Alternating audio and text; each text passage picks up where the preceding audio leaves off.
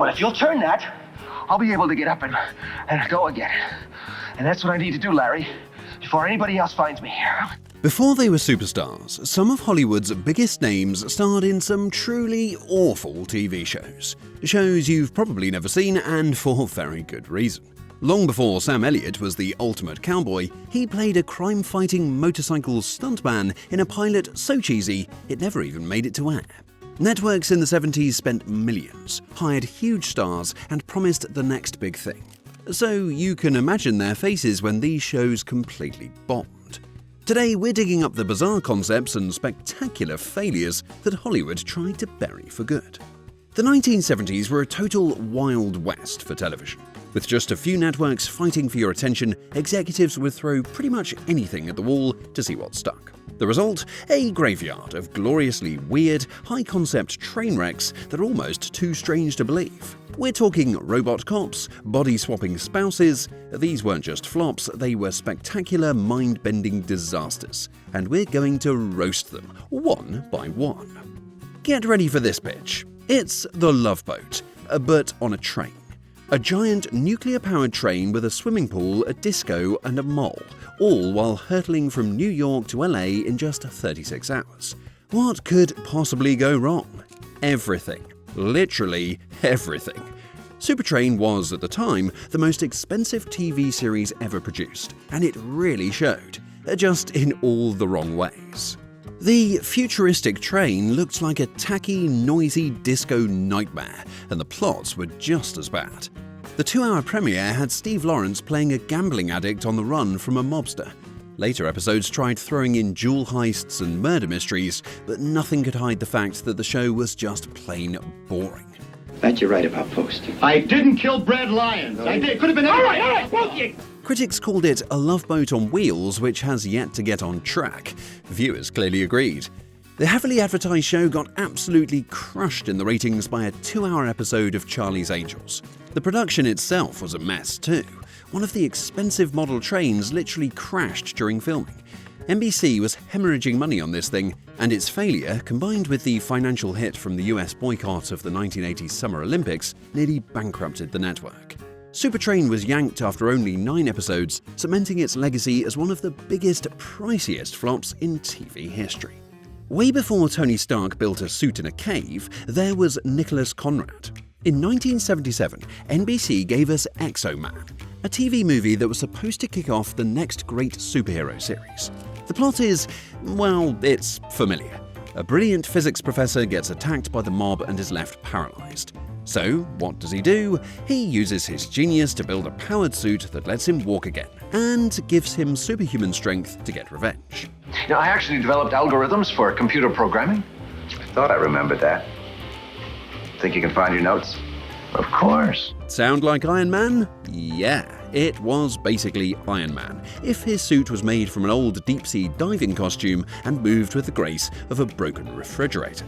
The idea was cool, but the execution was just clumsy and slow. The Exo-Man suit was so clunky it wasn't a threat to anyone. The show was created by Martin Caidin, who also gave us the $6 Million Man, but Exo-Man had none of the charm or sleekness of its bionic cousin. The pilot actually got pretty good ratings, but the network decided to pass on a full series. Why? Well, they reportedly didn't think they could sell any toys. It's kind of a shame. Who wouldn't want a slow, clunky Exo-Man action figure? The show is a perfect example of a classic 70s superhero problem.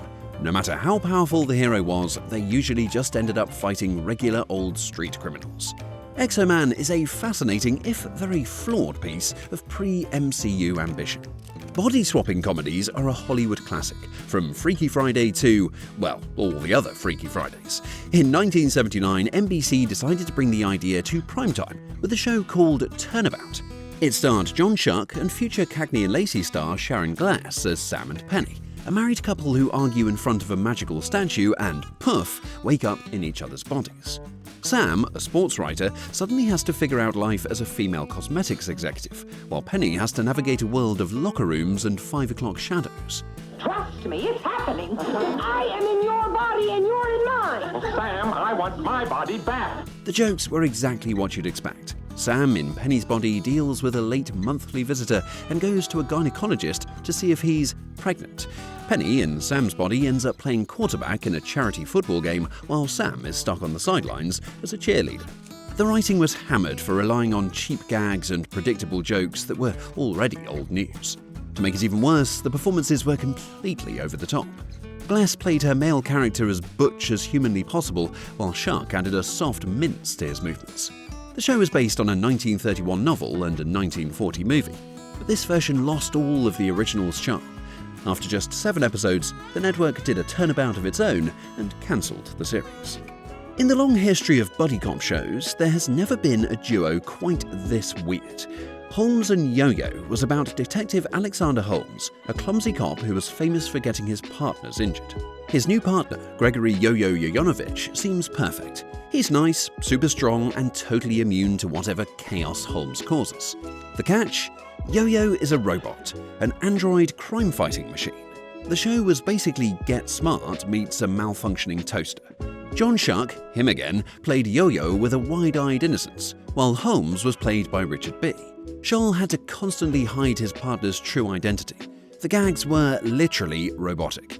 Yoyo had a photographic memory, an internal trash compactor, and whenever he short-circuited, he'd get stuck repeating the phrase Bunko Squad.